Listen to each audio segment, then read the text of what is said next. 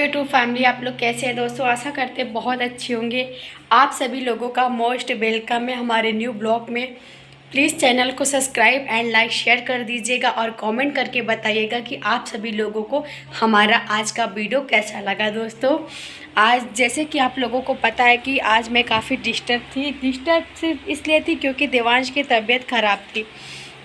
और देवांश मेरा बेटा इकलौता है, अगर उसको कुछ होता है ना तो मुझे बहुत तकलीफ़ होती है, क्योंकि आपको पता है कि हम अपने हस्बैंड के साथ मतलब मेरे हस्बैंड मेरे साथ नहीं रहते हैं और हम तो उनके साथ रहना ही चाहते थे, पर वो हमारे साथ नहीं रहते हैं, वो किसी और के साथ रहते हैं और मैं अपने मायके में अपनी मम्मी के साथ रहती हूँ।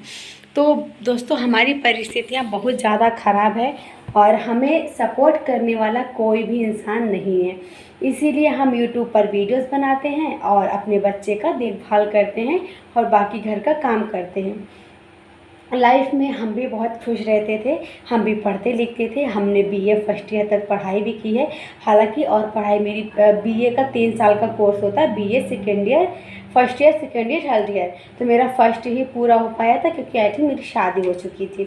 तो दोस्तों लाइफ अच्छी चली रही थी कि बीच में अश्विनी कुमार हमारे हस्बैंड बनकर हमारे जीवन में आए और हमारे पूरे जीवन को तबाह करके चले गए किसी और के पास। उनको किसी और से प्यार था, लेकिन उनकी मम्मी को, उनके पापा को दहेज चाहिए था, इसीलिए उन्होंने गांव की लड़की को अपना बनाने की कोशिश की ताकि वो हमारे साथ मिलकर अपनी इच्छाओं को पूरा कर सके और हमारे पिता से पैसे ले सके। जब उनका मकसद पूरा हो गया, उनको दहेज मिल गया, उन्होंने हमारी लाइफ ख़राब कर दी, तो 7 साल के बाद उनको हमारे अंदर कमी नज़र आने लगी। मैं पूछते दोस्तों, किसी की भी बेटी हो, आप जब दहेज ले रहे थे तब आपको नहीं समझ में आया ये लड़की छोटी है, मोटी है, पतली है, गोरी है, काली है। जब दहेज आपको मिल गया, 7 साल आपका बेटा रह लिया उसके साथ, तब आपको बहू में कमी क्यों नज़र आने लगी?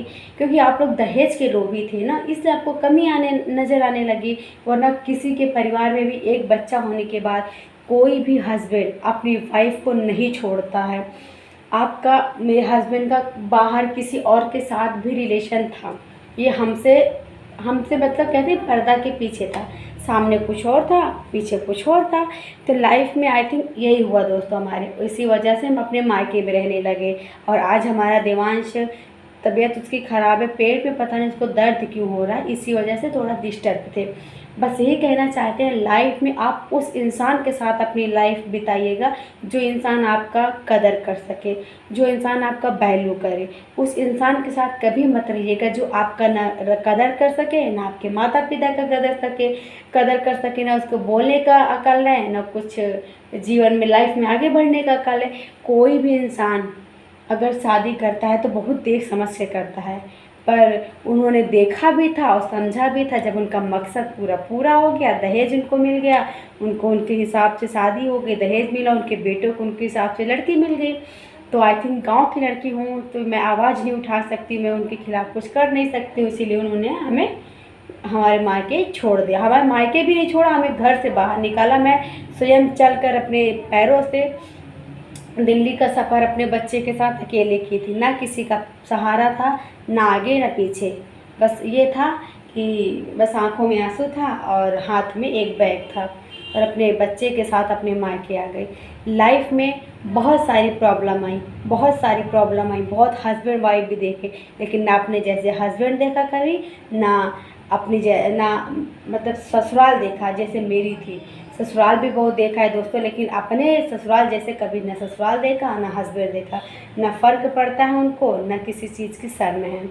जीवन में अपनी बेटी को बहुत ऊंचाइयों तक ले जाना चाहते हैं और बहू को बस घर की नौकरानी बनाकर रख देना चाहते हैं। आई थिंक मुझे लगता है कि इस प्रकार से रिश्ता किसी का न चला है न चलेगा।